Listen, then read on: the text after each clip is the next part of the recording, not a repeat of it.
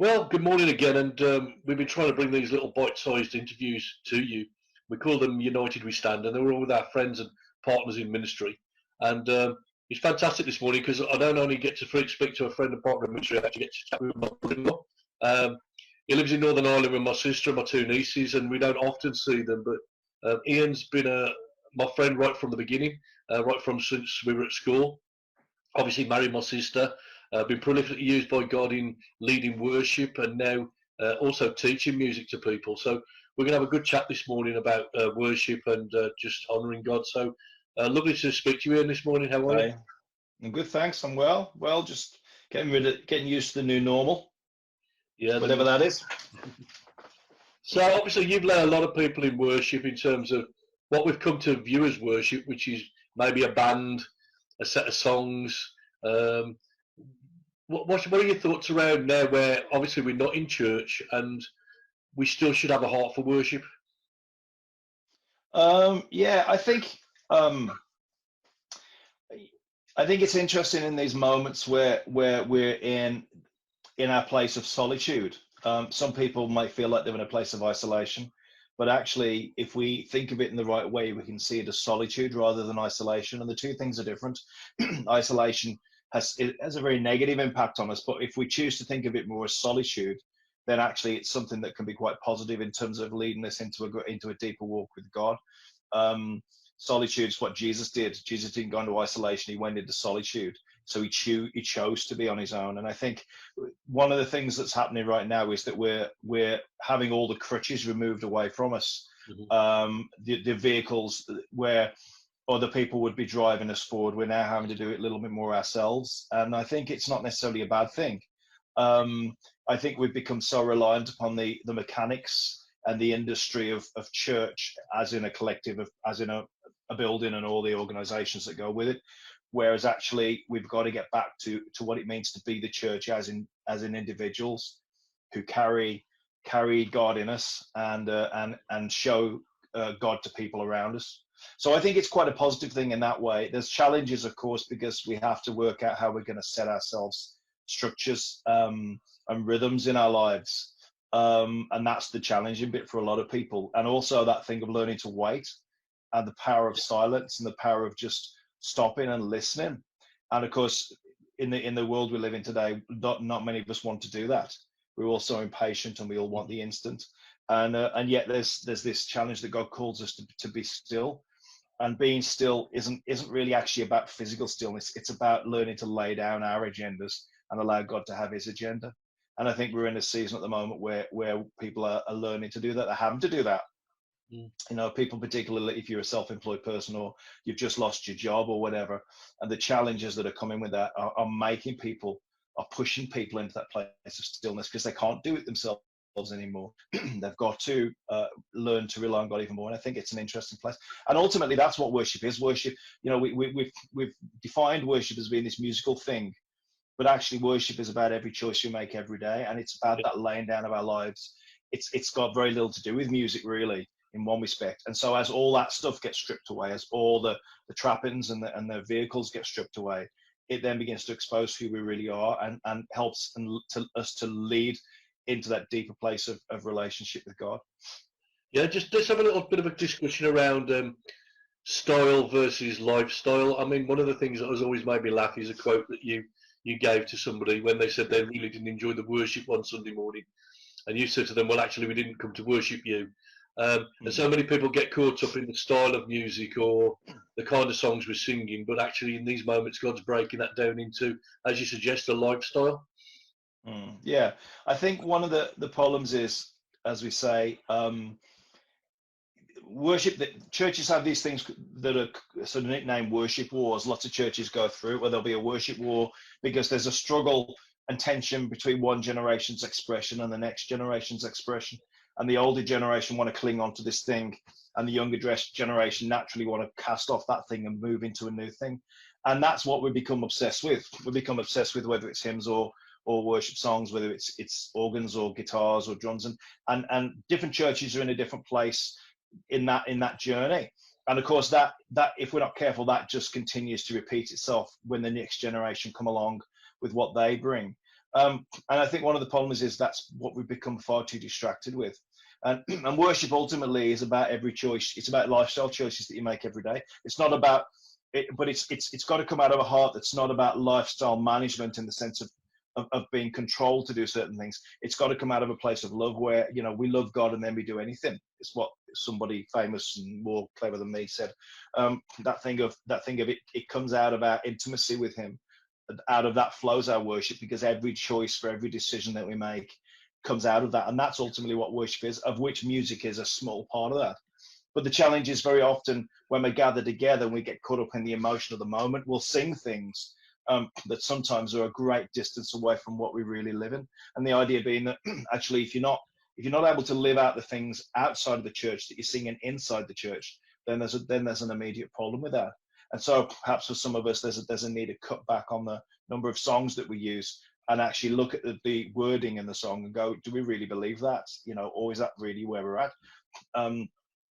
One of the things in Northern Ireland where we live, there's a lot of different cultural things that go on, and there's a strong culture of what they call Ulster Scots, which is this sort of combination of sort of Scottish influence into Northern Ireland, influences the language and all sorts of stuff. And recently, some friends of mine were at a carol service in this little village, and in the carol service it was being led by a guy on accordion and a guy on bagpipes. And actually, this bagpipe player is a world champion bagpipe player. He's a phenomenal guy. And there was a bit of laughter and whatever from these people who are kind of very much used to a kind of much more contemporary style of worship. And then I remember listening to it and saying to them later on, but you know, that's their culture. That's, you know, their culture is a culture of playing accordions and bagpipes. Therefore, the music that they brought in that moment was extremely authentic because it reflected who they are. And the problem is we're very often, when we come before God in worship, we're not coming before Him truly honestly, either because the songs that we sing aren't reflecting how we live our lives, or we're trying to adopt a culture and trying to adopt a style that's actually got nothing to do with how we live our normal lives. And so I think there's immense challenges that we need to be thinking about in terms of how we do worship. And I think in this present situation where we are all kind of in isolation, solitude, and the church isn't meeting, it gives us a chance to reassess a lot of things like that. Absolutely. I would agree with that. And also, there's been a real consumerism grow up perhaps in the last 10 years from some of the mega churches where they've been churning out worship song after worship song, album after album. And one of the things I've been encouraging our worship team to do, and our people to do really, is to sing a new song to the Lord, because actually we're all gifted to worship God, and there's a new song that can rise from all of our hearts, whether we can sing in tune or not. We can sing a song of praise to God, and I think that's really important as we've, you know, approached these moments, that I've had quiet time with Jesus, just to sing to Him, sing a song that we've never even learned, but something that comes onto our heart that just blesses Him, really. Yeah, it's that thing of practicing the presence, isn't it? So when I first started playing, playing the piano, sort of 14, 15, I would have spent time just on my own in a room, and I would have just played and worshipped as well as practiced. And those are quite powerful moments, actually, and you do it, you know, worship becomes an end in itself. It's not about observing a certain style. It's not about being educational in your worship. It's simply saying, God, I love you, and singing that, and that becomes the end in itself, because Jesus is the end in himself. And that's one of the big, huge challenges. It's like the whole prayer movement as well. It's like the question we have to ask is Jesus enough? And you know, so if you never got more than 20 people in your congregation, you know, if you never saw God do any miracles across your community, is Jesus enough? And the question is, if yes, Jesus is enough, then that's when you've really entered that place of worship. Absolutely. So that's something that you do in the quiet place, in the secret place, as well as doing in the public place. I think in terms of consumerism, the challenge for all of us is that worship has become an industry, whether we like it or not. It's an industry, and the people that are producing a lot of music that we get to hear are often signed to music labels or to companies that allow that vehicle, fuel that vehicle, finance that vehicle. And the problem is sometimes the songs we get to hear aren't necessarily the best songs. They're just the ones with the best resource that allows us to hear them. And often those companies are owned by other companies, they're owned by other companies. And at the top of those companies are people who aren't even Christians. And so sometimes what you're getting is a situation where people with no faith whatsoever are deciding which songs the public get to hear and which songs they don't get to hear because of what the commercial viability of those songs is going to be. And it's a sad position that we've come into. But I'm big into the idea of poets and songwriters within churches being released and encouraged to write. I was in South Africa a few years ago in Cape Town, and I went to this church, a coloured church. There's obviously blacks, there's coloureds, and there's whites. And I went to this coloured church, and I was really excited because I thought, this is going to be great. I'm going to hear a whole bunch of authentic South African worship songs. And when we got there, all the songs they sang were probably about, apart from maybe one, were songs that I knew. And it really kind of disappointed me because I'd gone there looking to hear an authentic sound. And I said to one of the pastors afterwards, we were talking about it, and I said, do you write songs for your church? And he went, well, not really. And I said, well, have you never thought about trying to do it? Because you have a story to tell. You have a story of a country that was locked in apartheid and then a country that was freed from apartheid. You have a story to tell about freedom because you understand what it's like to be in captivity and then in freedom. And that relates not just to the physical, but it can also relate to the spiritual. And so you have songs to write because you have a story to tell. And I think every community that we live in, we have stories to tell. And it's about saying to the poets and the musicians, why don't you get together and begin to tell those stories about how God's working in your community so that we don't have to be singing the stories that are written in Australia or America or London even. So in our church in Port Stewart, the pastor died whilst in office about 18 months ago, very, very sadly died of cancer. And we're still talking about it and going, now what's the story here, 18 months later, of God's faithfulness, that we need to find our expression. And that, I think, is the way that you become authentic in your worship. I was in Romania a couple of years ago, and I heard a girl and a guy was playing flamenco guitar, and the girl was singing Romany type songs in a kind of Romany gypsy type of style. And there was something powerful that happened in the room in that moment, because it was the first authentic sound of worship I heard in my trip there, because it was the first time I heard them sing something that was the sound of the people. And it represented the story of the people. And we all have stories to tell. And when you look back in history, you look back in history, look back to Wesley's hymns. Wesley's hymns were stories about what God was doing in that moment in terms of revival and through John Wesley and whatever. And you go back to the Old Testament and you look at the songs that were sung, Moses' song, Miriam's song, Mary's song, and they're all related to the stories about what was happening in that moment, because the songs are like those piles of stones, the Ebenezer, as we sing in the hymn. What's an Ebenezer and should we raise it? When we realize an Ebenezer is a pile of stones, and it's a pillar of remembrance. So we sing the songs of remembrance, and it's like what we need to be singing is songs of remembrance of what God has done. And it's like, so it's encouraging the songwriters in our churches, the poets in our churches, and the creative people in our churches to go, right, let's think about what God has done, and let's sing a song of remembrance of that. So that in the end, those songs may never get published and the church may never make a lot of money, and nobody else in the world will ever hear or sing those songs, but they're an authentic expression of worship because they're your expression of worship. I think you're absolutely right, and obviously we're in a pretty much same position, having just lost Shirley Owen. Although I keep saying we've not lost her, we know where she is. She's with Jesus. But then, it's been a big thing for church, although we've not met since her passing. I've had this on my heart for such a long time. Not just the poets and the musicians, but the prophetic guys like me as well. We need to start to sing some of the prophetic stuff God has been saying to us and breaking down strongholds. Because those prophetic songs just have a profound effect on the atmosphere. And we just started to do that in a little way just before we came to the lockdown. Shirley in particular was leading some of the prophetic singing. Ian Henley, you'll be listening to this, he'll be smiling now. Ian as well, pushing out. And I just want to encourage all of our church. This is time for authentic worship. Thank God for the Bethel and the Hill songs. Some of the great music that we've been singing. Some of it's been good, some of it's been absolute dross. But at the same time, God is touching our hearts, and this is our day. We used to sing that chorus. These are the days of Elijah. Well, these are the days of Steve and of Sedgley and Ian and Carl Rain and all the other places that God's moving, and we just need to be listening to His voice, don't we? Absolutely. I think it's interesting that in times of revival, God does release new songs. I think one of the other interesting things is that of all the 7 words of praise, the Hebrew words for praise in the Bible, there's only one that describes the one that God inhabits. So it's the word halal, which is the spontaneous song. So it's the song that's the first time it's ever sung Absolutely. is the one that God inhabits. So it's really, really interesting that we sing the spontaneous song, and that one has the capacity to transform a community. And for years, as anybody knows my history, we spent 7 years running a house of prayer where we every day we would gather in a room and we would sing over the town. And it was this idea: can God change a community through people singing over it? And it's yes, He can. And in Isaiah, it talks about them standing on the walls and not being silent until God has changed the name, changed the identity of the city. And there's a sense in which actually that's one of the things we're called to do. And there was such a powerful expression in the spontaneous. And we would in those sessions we would sing lots of different worship songs that everybody knew.